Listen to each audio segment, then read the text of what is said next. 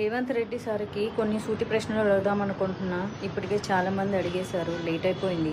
నేను కొంచెం బిజీగా ఉండడం వల్ల అడగలేకపోయినాను అనమాట. అన్నట్లు నిన్న మెదక్లో ఒక చిన్న పాపను రేప్ చేసిందంట. మరి అసెంబ్లీలో మాట్లాడతారా? ఓవైసీ అక్బరుద్దీన్ క్వశ్చన్ చేస్తాడా?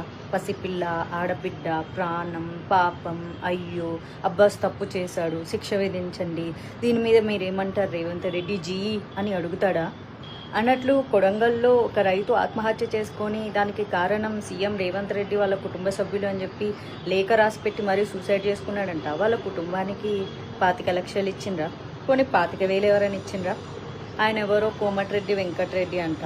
ఆయన పేరు పొద్దు తిరుగుడు పువ్వు అంట. ఎట్ట తిరుగుతాడంట. మరి మీరు ఆ రైతు ఇంటికి వెళ్ళి పరామర్శించి డబ్బులు ఇచ్చారా? అల్లు అర్జున్ చేసింది క్రైమ్ కాదు, ఆయనకు తెలియకుండా జరిగింది.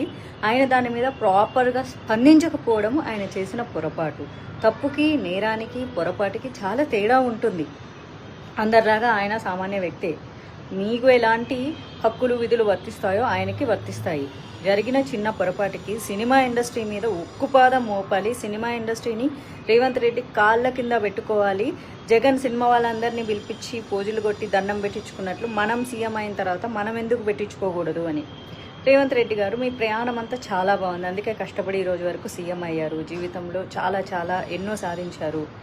మరి ఎందుకు ఇప్పుడు ఇంత గలీజ్గా బిహేవ్ చేస్తున్నారు? గురుకుల పాఠశాలల్లో చాలామంది విద్యార్థులు చనిపోయారు. ఏనాడన్నా మాట్లాడిన పాపాన పోలేదు. అందరికీ సమానంగా స్పందించండి, ఓకేనా? డైరెక్ట్గా బాధితులకు స్పందించకుండా సినిమా వాళ్ళ మీద పెత్తనం చెలాయించడానికి ఇప్పుడు దిల్ రాజును అడ్డం పెట్టుకొని పెత్తనం చెలాయించాలని చూస్తున్నారు కదా. ఏం చేస్తారు? సినిమా వాళ్ళ బతుకులు వచ్చి మీ కాలు మొక్కుతారు.